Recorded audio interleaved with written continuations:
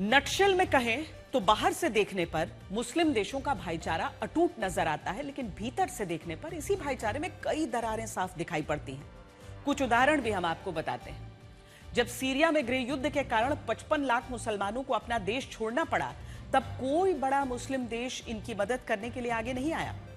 Syria के विस्थापित मुसलमानों ने जान बचाने के लिए जब तुर्की, लेबनान, जॉर्डन का रुख किया, तब इन देशों ने भी इन सीरियाई मुसलमानों पर कड़े और सख्त नियम लागू किए और कई मुसलमानों को डिपोर्ट भी कर दिया। इसके बाद जब अफगानिस्तान में युद्ध के कारण 48 लाख मुसलमान विस्थापित हुए, तो इन मुसलमानों की भी किसी मुस्लिम देश ने मदद नहीं की। जो मुसलमान किसी तरह जान बचाकर पाकिस्तान पहुंचे, उन्हें भी इस्लाम धर्म का ठेकेदार बनने वाले पाकिस्तान ने डिपोर्ट कर दिया। और तब पाकिस्तान को इस्लाम धर्म की बिल्कुल भी चिंता नहीं हुई। और फिर यही दक्षिणी सूडान में हुआ, यही इराक में हुआ, यही यमन में हुआ और यही फिलिस्तीन में हुआ। फिलिस्तीन के गाजा में 20 लाख लोग रहते थे, जिन्हें युद्ध के दौरान अगर 56 मुस्लिम देशों में शरण मिलती तो इनकी जान बच सकती थी।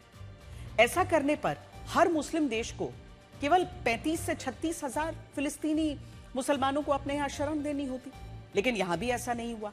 और मुस्लिम देशों ने गाजा के मुसलमानों के साथ हमदर्दी तो दिखाई, लेकिन अपने यहां शरण नहीं दी।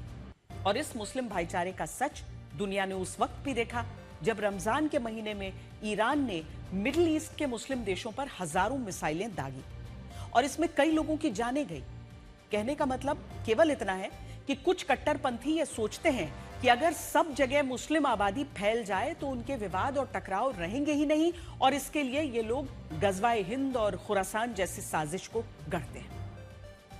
लेकिन मक्का में एयर डिफेंस सिस्टम की तैनाती और मुस्लिम देशों के बीच हितों का टकराव बताता है कि जहां सिर्फ मुसलमानों का राज है, उन देशों के बीच भी सब कुछ ठीक नहीं है।